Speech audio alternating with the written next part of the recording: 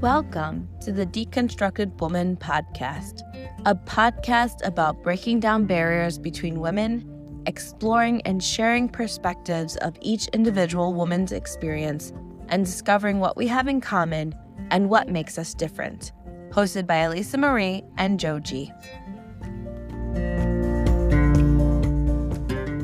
Welcome back to another episode of The Deconstructed Woman. Elisa Marie and I are talking about what we're sort of roughly naming the irony of growing older.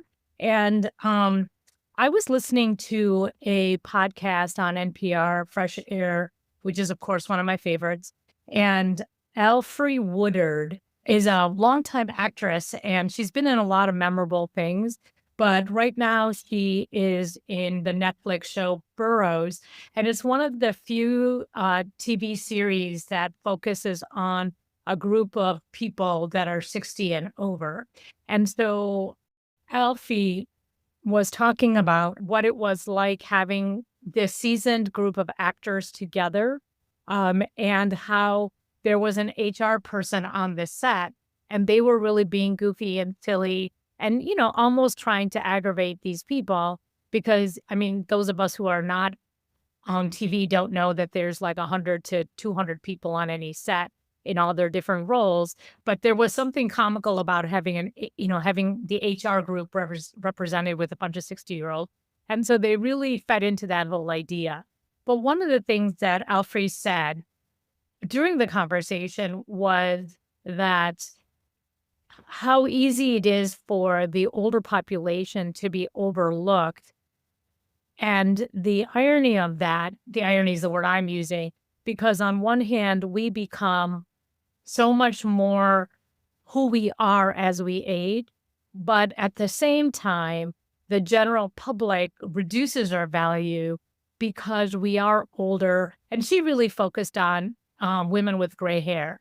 So if you are gray, people don't even see you in the airport or on a bus or on a train. And that's what she really focused on. And as many of you listeners know, I'm going gray. And so it just sort of struck a chord with me. And the realization that, oh my gosh, is one of the, side effects of going gray going to be that people won't even see me anymore. And that struck a chord with me. So I am bringing Elisa into this because she's, 20 some years younger than me, and just wanted to get her feedback on this. Yeah, and I think that, I think it's such an interesting topic. And we kind of said, in some ways we've kind of touched on this from time to time when we're talking about women's issues.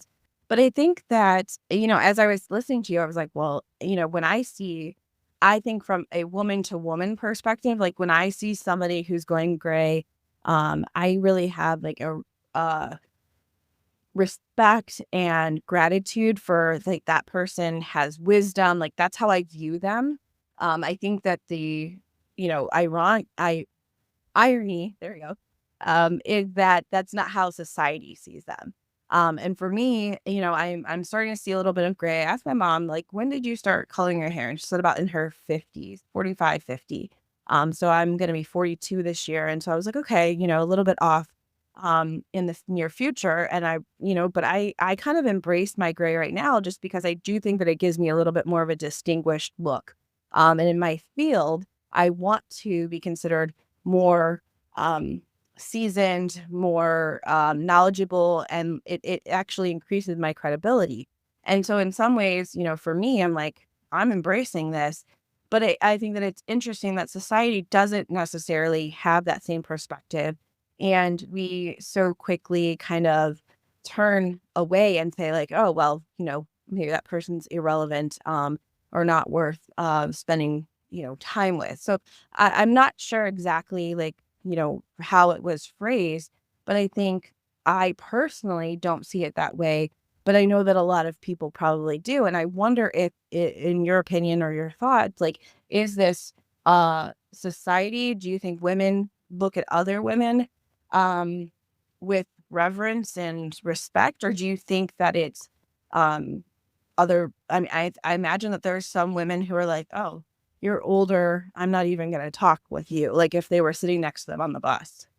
Yeah, I mean, I think that it's a mixed bag. I think the you and I share a similar cultural upbringing, even though we're raised in two different cultures.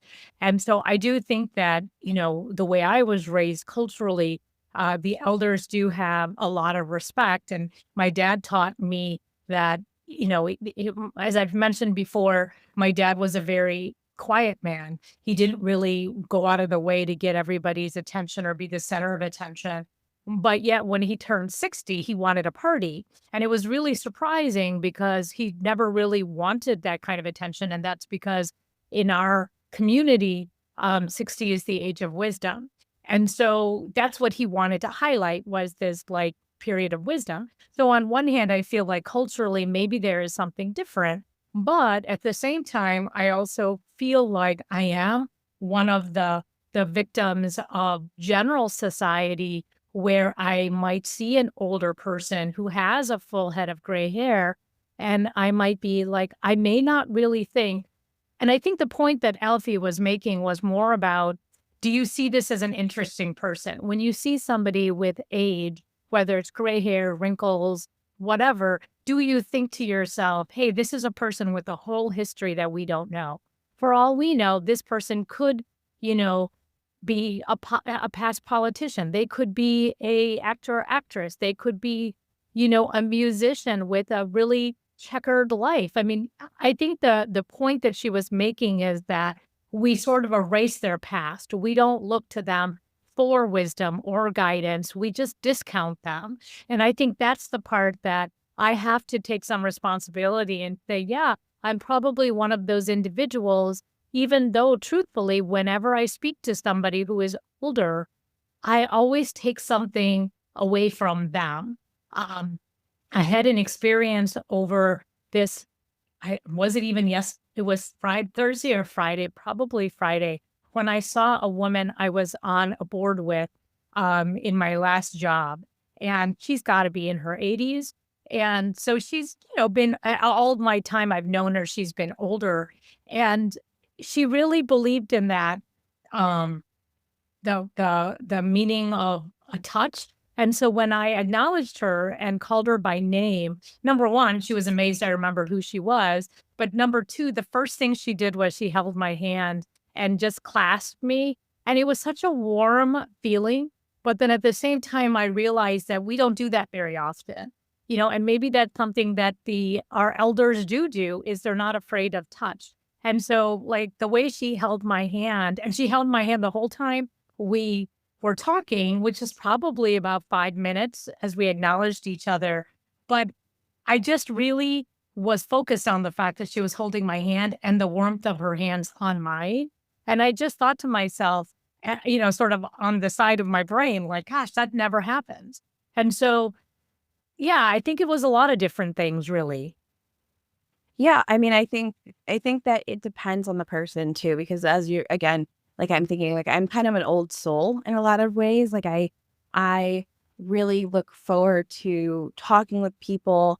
I love that example that you gave of, of talking to an older woman and her holding your hand. Like I think that that's something that that made me think of the fact that we so easily kind of move away. Like we have an older couple that's next door to us, and we have like cookies and tea with them every couple of months. So my whole family goes over there, and it's a lovely time. Like we sit and they bring out, some um, toys that they had for their grandchildren and great grandchildren, and we just get to catch up. And it's something that I really, really um, appreciate having the opportunity to do. But I don't think that we make time for that always. And it makes me think of Cats in the Cradle song. That our hustle and bustle of life also sometimes makes us, not realize or appreciate the older generations until it's too late. And in some ways, I think that that speaks to the fact that we, as a society, don't necessarily see that as, an opportunity or a possibility of connecting with older generations and seeing them for their worth. Like you said, that them having um that wisdom and that experience and like that past life. I find when I meet somebody, like an older individual, I immediately want to be like, what work do you do? Like, what was your life like? So again, I think like being an older soul myself, I'm curious about it. But I don't know that people always pause to recognize that sometimes and to actually take the time to connect with a person, because for a number of different reasons. But I do think that that's something that we need to maybe look at, a little bit more, both individually and as a society, because I think that, going back to, the TV show, and we really don't see that represented. Like the show that came to mind is like Grace and Frankie, I think it is. Um, with Jane Fonda, I think it is. Yes. Yeah. And I mean, that show, I loved watching that show for a number of different reasons, but I really appreciated that there's these two women who, were creating a new life for themselves in their, I don't know where they were. I'm going to say like 70s or 80s. I'm not sure exactly like timeline wise, but like they created a whole new identity in that space of time. And so, the storyline is obviously complex in some ways, but I really loved watching these two women who were, retired and starting over and really embracing the possibilities that they could. And I don't know if people have seen that show, but it's a really great example of, you know, re reinventing yourself later on. Yeah, no, I totally agree. I mean, I love that show for all the reasons that you mentioned. But I also think about my friends who are in their 70s and getting close to 80. And I think that this is a very common story. And my friends who are that age are just like, they're exactly the same people they were when they were younger. And I think that they feel the impact of like strangers judging them to not have a sharp wit or not to be, you know, socially and politically outspoken, or to challenge the status quo for women as they were growing up. And, when you think about the fact that, like, I have a friend of mine who is probably, in her 70s, and her mother is still alive, and her mother is in her 90s. And I just imagine like what those conversations with a person who is still cognitively intact and, all of that, and has the memories of all of their upbringing and all the changes that they have lived through from, whatever that time would be. So, I mean, say like the 1930s, and all the different life experiences that they've had, and just the innovations and the technologies, and, like, to just almost like take a life history of that person socially and just sort of say like, where, tell us about your experience and what do you make of everything that's happening today? And I just have to imagine that there are so many pearls of wisdom in that. And I bet you anything that, her grandchildren, great grandchildren, maybe great great grandchildren, great great great grandchildren don't even recognize that this human being has all this knowledge and the ability to share. And we do make them invisible. And I think that the suggestion that you talked about and having tea with your neighbors is such a lovely image, because that is such a wonderful tradition of tea. I think whenever you have tea with anyone, it could almost be, in a lot of culture, it's a ceremonial kind of, interaction.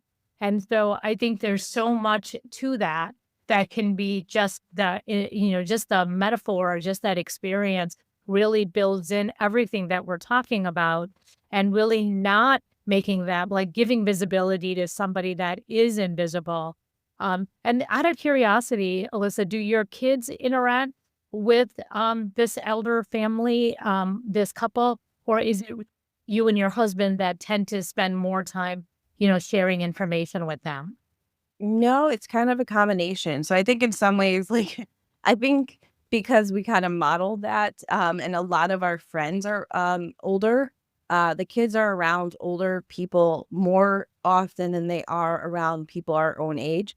Again, Jason and I both just kind of gravitate to older individuals. There's less drama. They have, again, a wealth of knowledge and wisdom. And we kind of look to them to say, hey, you've gone through this. Like, what do you think? But today, my son at 1 o'clock, he said he's going over to help them with some gardening.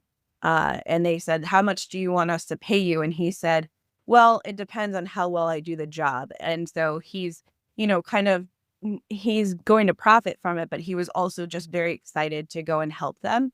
And the kids very frequently just go running into their yard because they're right next door to us. And, we'll sit and talk with them and kind of tell them how their week's going. And so they're very much acclimated to, saying hello to people, talking with them regardless of age. So I think in some ways we've kind of modeled that of, this is something that you, I think that you really, don't shy away from an older individual. That we talk with them, we hear their story, we hear like what are their experiences, and then we kind of take that with us. I really love the idea. I know gosh, it's probably been a couple of years now, but I had wanted to get one of those books where you give it to your parents and they fill out all the questions and you learn more about them. And I had like told my sister, I was like, oh, I want to do this for, for our parents. And she was like, well, what would they say in those books? And I'm like, I don't know. Like, these are questions that I don't think I ask enough. I know kind of the basic stories of them, but like, if I were to lose them tomorrow, I don't know that I could carry on their stories. So in some ways, I think, again, I'm kind of in that middle ground where I'm not necessarily taking care of my parents yet. They're still healthy and well, knock on wood. They're, doing great, and just recently retired. And, I'm in the stage or season of taking care of my kids and all the hustle and bustle of that.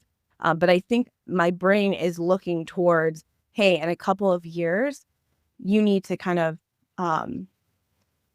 embrace these memories because they may not be there. So I think that's, again, this is all from my perspective, but I don't know that everybody holds that. And I agree with you that I think culturally, respecting your elders was ingrained in me from a very young age. And that's what I've passed on to my kids. Do you remember what the name of that book is?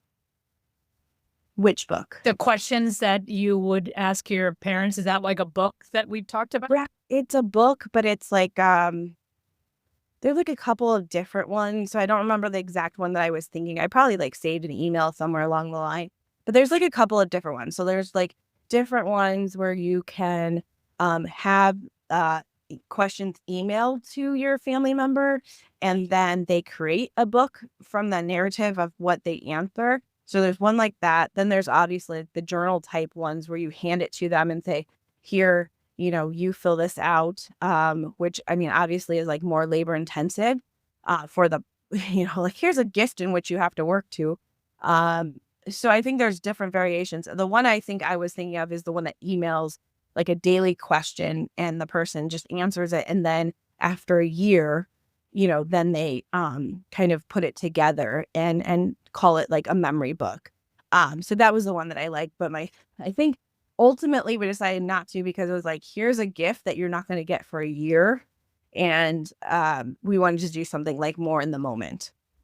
I mean, it reminds me a little bit of like my husband. It became really important to him a while back to put together like a family history and do the genealogy for both sides of his kids' family.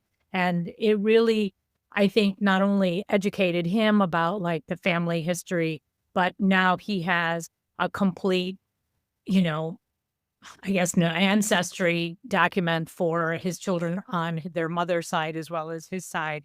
And, both their stories were very different, but it was also very, very interesting where his family and especially his father's family immigrated from Germany and learning about all of that, as well as, his former wife. I mean, her family can be traced all the way back to the Mayflower and England.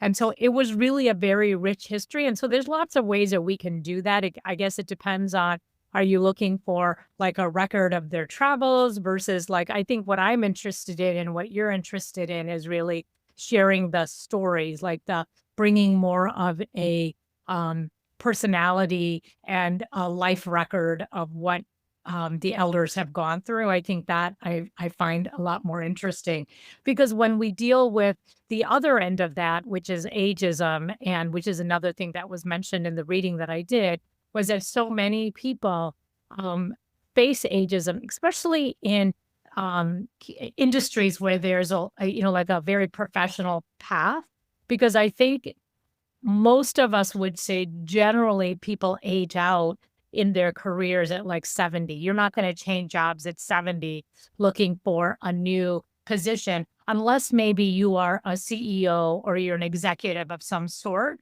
is sort of the stereotype I have in my head. But I don't even know if that's true for women. I don't know if a woman in her 70s would be seen as a reasonable candidate. And my gut is saying no, that a female would not be seen as a viable candidate, even though I think that a man would be more likely to be seen as a viable candidate approaching 70 than a woman would. And that makes me really sad because I am in the world of business and healthcare.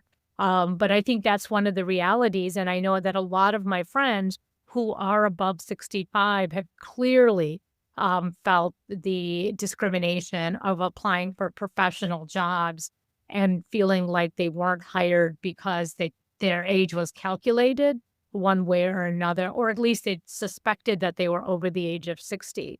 And at the same time, there are going to be people like me. I'm in that situation now. If I lost my job today, I would need a bridge to Medicare.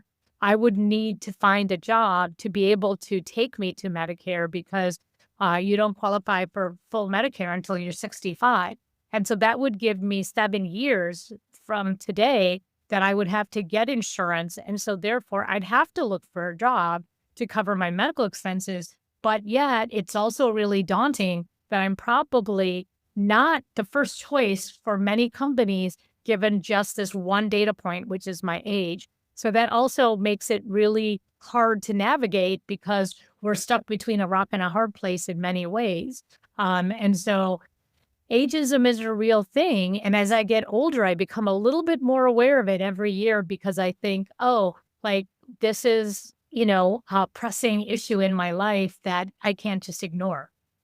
Yeah, and I think that that's such, the idea of, and again, I bring like the Grace and Frankie example up just because they weren't trying to jump back into the workforce. They kind of created their own company to serve women, older women.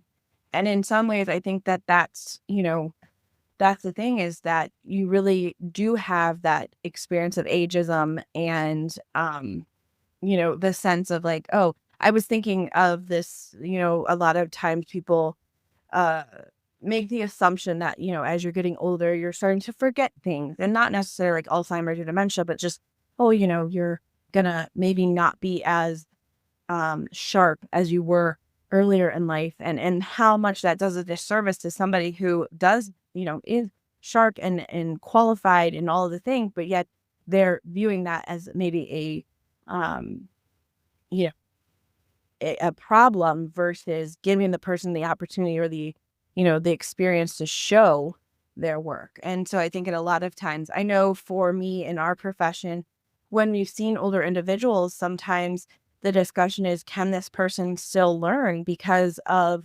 they're very set in their ways. And that's really individual, person by person. But I have seen that kind of historically, that individuals come in and they're, well, this is how I do it, and I'm not going to do it a different way. And that lack of flexibility can be problematic. But in the same regard, they're coming in with a wealth of experience from a different profession, and they've switched, later in life. And so there's a lot of discussions around that. And I think that, we work very hard to not let that disqualify anybody, but we're also looking for that flexibility in order for a person to do well in our profession. So I think that there's different pieces and parts to it, but it is really unfortunate that somebody would be, you know, disqualified solely on age. I remember as you were talking, it reminded me of this woman that I met at my former job, where I also knew this other woman that I met on Friday. But, she had told me, I mean, when I met her, she was probably in her 60s, and she had told me that it was always a dream of hers to be an actress. And, she lived in the western suburbs of Chicago, but at some point in her life, she decided that she was going to pursue this dream. And so the way that I met her was that she came as a speaker to like this women's auxiliary meeting. And she talked about, quote unquote, her acting career after the age of 60 some years old. And so one of the things that we forget is that, I mean, in her situation, that in film and TV or whatnot, they're always looking for people to, fill in a certain role. And if you have the look and a feel, and in her role, I mean, she was obviously going for like grandmother or older women roles, but that was a natural fit for her. But I mean, she met, during this luncheon, she talked about like the stars that she had worked with, and she'd only been doing this kind of work for about 10 years. But she had, and gosh, I don't even remember what they call it when you're a actor, actress, you have like, it's not the right word, but almost your portfolio or like who you've worked with and your experiences in acting jobs. And she had acted with some really big stars and had been like a small character in some pretty big films, but you wouldn't know that looking at this woman who, for all intents and purposes, looks like your average grandmother. I mean, she was gray, she was overweight, she looked like a kind-hearted woman. I mean, but that's the role that she was going for in TV and film. And so she reminded me, as she did a lot of women in this luncheon, that it's never too old to throw your hat into the ring. And it's going to take a little bit of effort, but there's a place for all of us, in whatever it is that you want to accomplish. And so I do feel like, going back to the show that you mentioned, both of them were really interesting. I mean, Frankie's was, an artist, and, she was really getting into her artwork. And Frankie had always been a businesswoman, more in the cosmetic and what a young person's world is really about. And that's what she had built her career on and her business on. And they sort of branched into, an unusual, but very, sort of interesting way of finding, cutting through ageism for older women. And it was really, I think the lesson there is that, like this one woman taught me, who's the actress, like there's always a way to find yourself. You just have to be creative and take a risk and find a path. And I think it's out there for us. And so I think this discussion really, allowed us to sort of go full circle. We sort of started out about how, we wanted to remind our listeners about not overlooking really valuable people in our community, and this podcast that reminded me of that. But then I think we also ended in a good way, which is to say, you know what? I'm not ready to count myself out. I mean, I'm 58 years old, and I feel very much like Alfie said, that I'm coming into my own. I want to do things that I wouldn't have done in my 20s and 30s. And I definitely don't want people looking at me like I'm over the hill and like count me out because I'm just going to, crawl into a hole and never put my head out. And so I don't know. I feel like we're ending in a good in a good note. What do you think, Elisa? Yeah, I mean, I think that again, we gave kind of our perspectives, and like I said, I'm an older soul who kind of embraces that, who likes to hear people's stories in general. And so I would say that, kind of coming out of this conversation, if you are like, huh, there's that person down the street that I want to talk to and maybe make plans with or something like that. Like, I think that it's a win-win situation. And I will say I recently signed up to be like, yeah, I'm not going to remember the program, but it's like Friends. So they pair you with an older individual who's aging without family. And that was something that I don't usually do volunteer work. I do kind of throughout the year with my kids through Boy Scouts or various agencies or like our church, but this was something that I saw and it immediately like called me and I signed up, and I'm going to go through the training here shortly. But that was something that, again, like I just saw in the our county connects, you know, uh, whatever it's called. You're right. Weekly newsletter. There we go. So in the, the weekly newsletter, I saw this opportunity and was like, oh, I want to do that. So I think that there's opportunities, out there, because the idea of somebody aging without that connection really hurt my heart. So that's something that you could do maybe as well. So I think, looking at what speaks to you, how can you kind of support other women? I think that that's, at the end of the day, really what we're looking for, and what we're kind of what we stand for in a lot of ways. And I think that that's something that should be explored and discussed. And hopefully that resonates with you in some way, shape, or form. So I'll kind of close us out just so that we can kind of, like you said, we came full circle. So if you enjoyed this episode, please feel free to email us, touch base with us on social media, leave us a voice message. We would love to hear from you. And until next time, we'll talk then.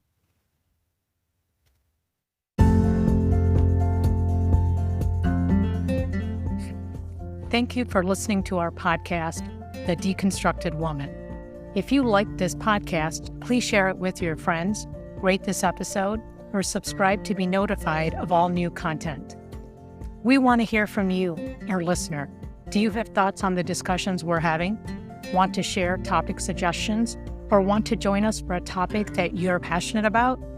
Contact us at our email address, thedeconstructedwoman@gmail.com.